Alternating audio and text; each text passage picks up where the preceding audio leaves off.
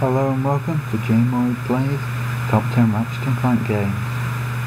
In number 10 is the one and only Ratchet and Clank Size Matters. Now you may be asking, why is such a bad game on this list? Well, there's only 11 games in the series, and somehow Quest for Booty is worse than it. It's got a okay length due to the fact it's so bad and you want to get it over with. Graphics for the game are worse than the series, and the storyline is pathetic. Let's just forget about this game and move on.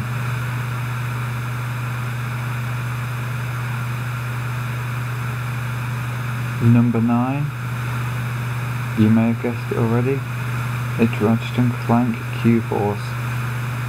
It's a bit of an odd game, because the rest of the games in the series are, well, one may say them as stuck to a recipe, but this is out of the ordinary.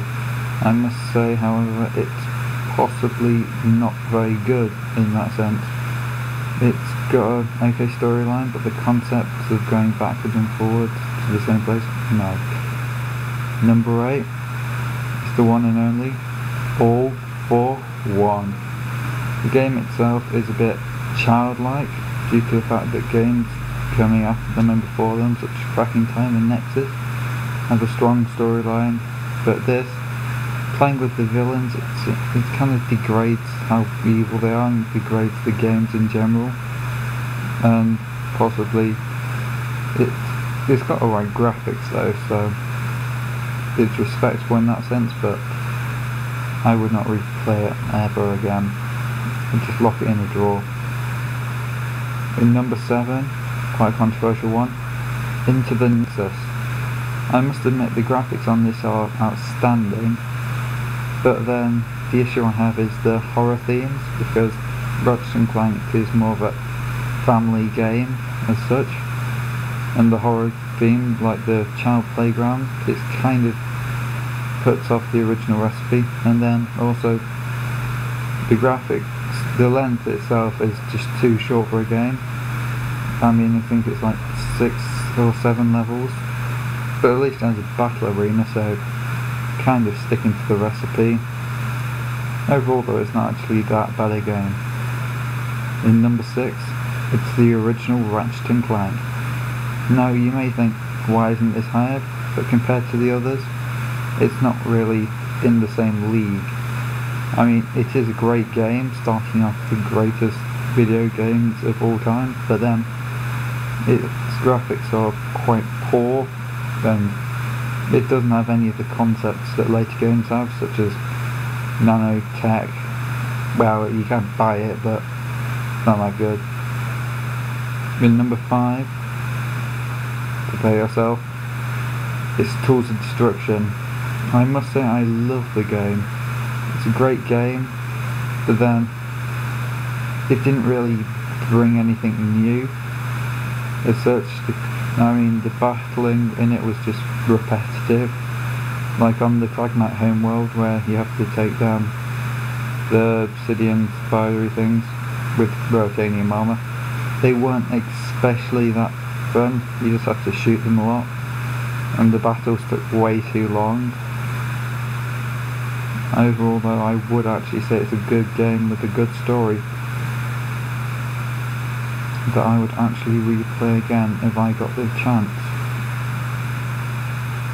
In 4th, it's Up Your Arsenal.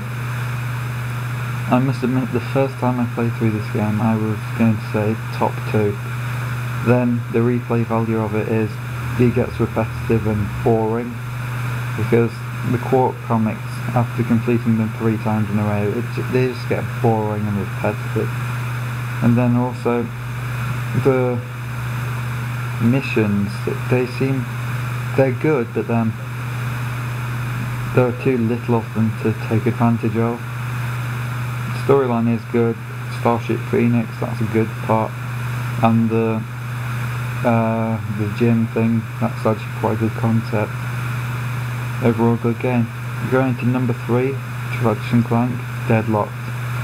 I must say, when I first got this game, it was amazing. having 2 robots by your side. What's better than that? And you can customize them, upgrade them, you can do anything to them. And the best thing about this game is you can get mods for your guns, such as the ammunition mod, more ammo, which I did on on pretty much every weapon, and jackpot mod, acid mod. Jackpot mod was actually beneficial if you needed bolts, which you didn't do because there were so many of them. And then the cards you could collect, the rank up system was perfect. Moving second, Ratchet and Clank Going Commando. The second game in the series brought all the concepts of future games, such as battle arenas, hover bike races, nanotech upgrades, weapon upgrades, armour. It was just an all-round great game. Granted, the story was dodgy, and the boss on Sneevlick was an absolute arsehole to destroy. It took so long. The game after that was okay. My one issue with it though is the final boss. A couple of shots with the rhino and it's out. Seems a bit pitiful for a boss, but oh well, that's what Insomniac chose. Overall, I would actually play it again. Compared to the original, it actually had good graphics and an alright storyline that could follow suit. And also it had air battles, which I quite enjoyed. Moving in, the one and only number 1. You guessed it, cracking time. Let's get this off the bat. Let's just ignore the gaping plot hole about the Dimensionator and how it actually could have been used to find Clank, find the Lombaxes, complete the whole game, and completely eradicate the whole point of the game. Without that, it's a great game. You have another protagonist, Alistair Azimuth. You actually get to know what happens to the Lombaxes more. It has air battles, air travel. It actually feels like a good game. You get hover boots, which are sick. Everything about the actual game is on point, brilliant. And do you know what the best thing is? It just looks brilliant. The graphics are crisp, character interactions are perfection. The game itself is one to beat. I mean, granted, if you redo it and go for everything, it's a bit boring, but visiting planets with Rhino, you can take anyone out. It's so great. Leave in the comments what review I should do next and your own opinions. If you enjoyed, leave a like and subscribe for more. Jim Plays out.